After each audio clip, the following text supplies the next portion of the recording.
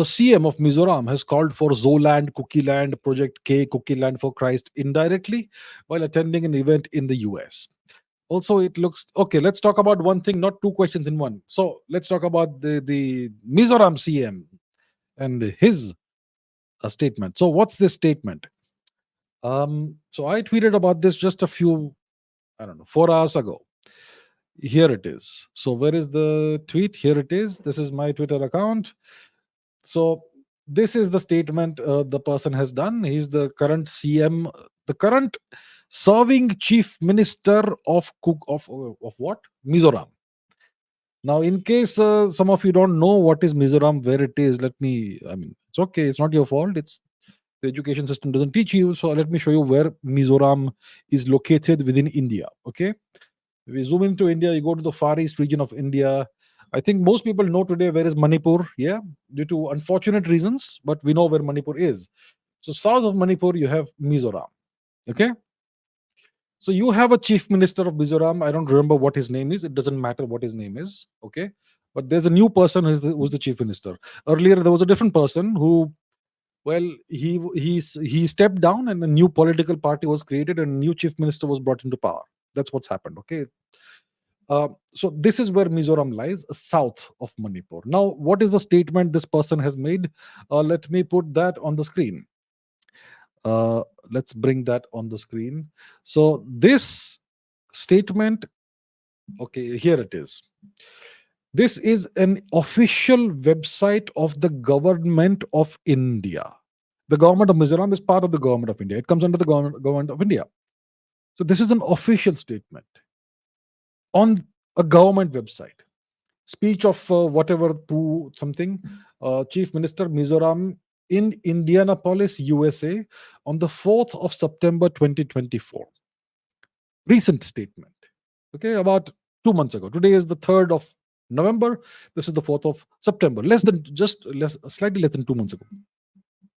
So there's a whole speech. I'll not go into it, but let's go and take a look at this paragraph, the penultimate paragraph, and the last two sentences. Here's what this individual says. While a country may have borders, a true nation transcends such limitations. We have been unjustly divided, forced to exist under three different governments in three different countries, and this is something we can never accept. Okay, he makes this statement and he's talking about the Methodist Church and all, where his brothers and sisters are very well represented.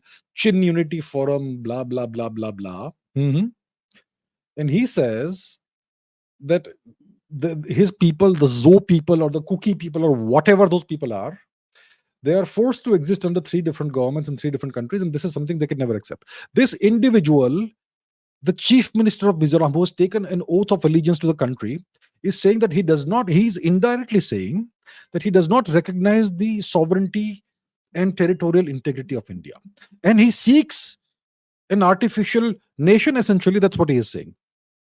He is advocating the creation, indirectly, he's advocating the creation of an artificial, fictitious nation called Cookie Land or Zoland or Zalengam or whatever the name they want to give it.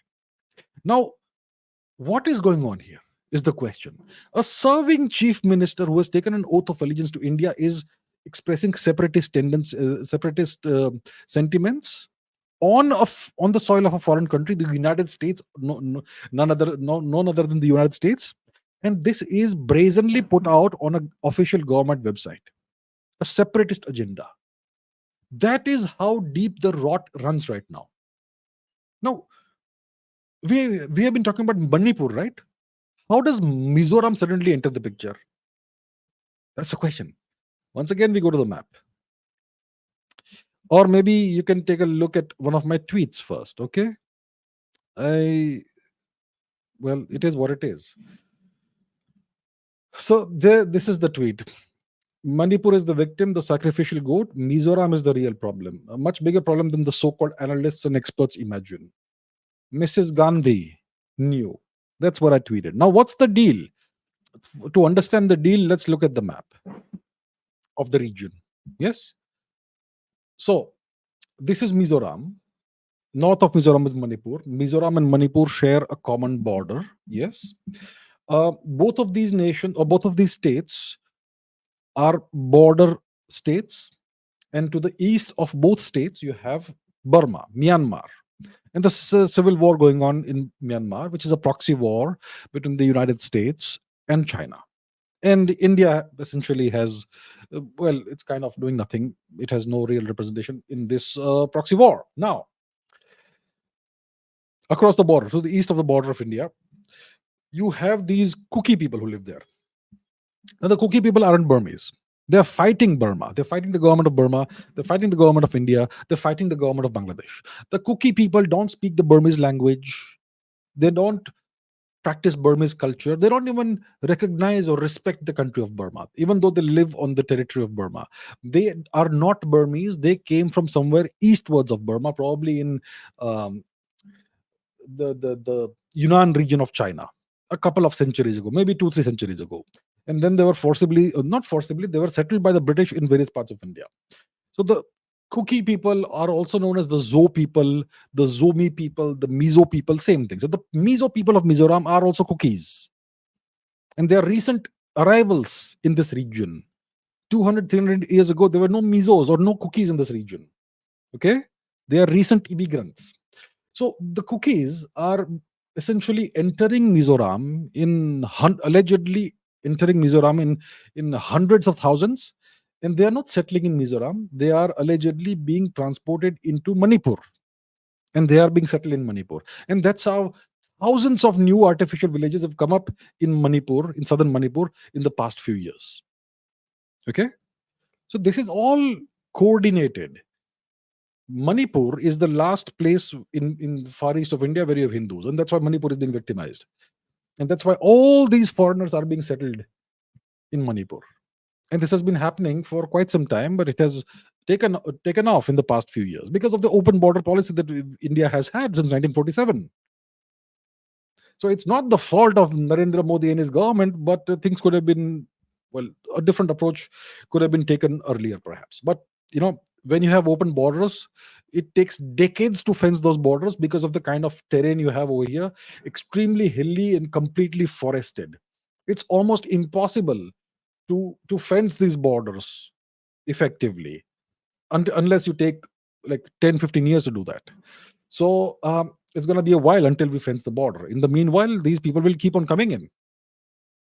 So all these foreign infiltrators are being routed into Manipur, where there's this industrial scale project going on, Project K, to completely re-engineer the demographics of Manipur and to turn the native people of Manipur into minority, which has already happened.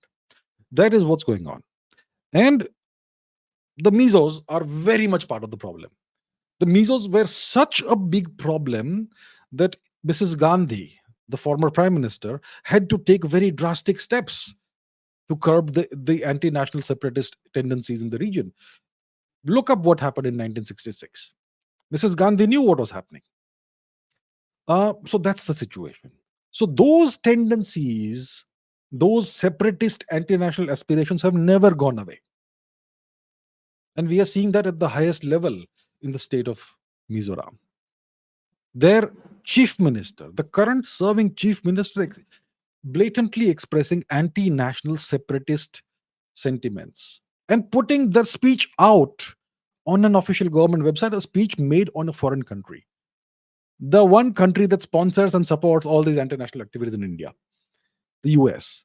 The US funded and financed Pakistani terrorism in India for decades, and now they are trying to create a new artificial nation, Cookie Land for Christ, on India's eastern flank, out of Indian territory, to cut off India's access to Southeast Asia, because India needs to be completely blocked off, cordoned off. Day before yesterday, the Americans imposed sanctions on multiple Indian companies. The Americans are going all out against India. It's almost like short of an actual war, they're doing everything against India. So that's where we stand today, my dear friends. We as a nation, you should be proud of this. India today is in such, let's go to the map and put this in context. Here's India. India has two major enemies today. Number two is China. Number one is the US. Facts. If it offends some people who love the West, please go somewhere else. Don't be on this channel. My point is this: India is today in a position that the top two nations in the world, the two most powerful nations in the world, are India's number one and number two enemy. And there are no other nations in the world that are in a position to be India's enemies. India is that powerful. So India, essentially in Asia, is the second most powerful nation, and overall globally, India probably is the fourth most powerful nation. And Russia is a friend of ours. So those who hate Russia can go and cope somewhere. So that is the deal right now. Okay. So it's a great thing. It's something to be proud of, that we are number four, number three in the world, and we have such powerful enemies, and no other nation is even capable of being an enemy. Pakistan doesn't stand a chance against India. Bangladesh doesn't stand a chance against India. No other nation stands a chance against India, militarily or through hard power. Only China and the US. But the bad news is that these two nations, China and the US, are way more powerful than India. But China is facing such heat from the US that we are now seeing the beginnings of an India China rapprochement. So, interesting times we're living in. Interesting times. Well, there we are.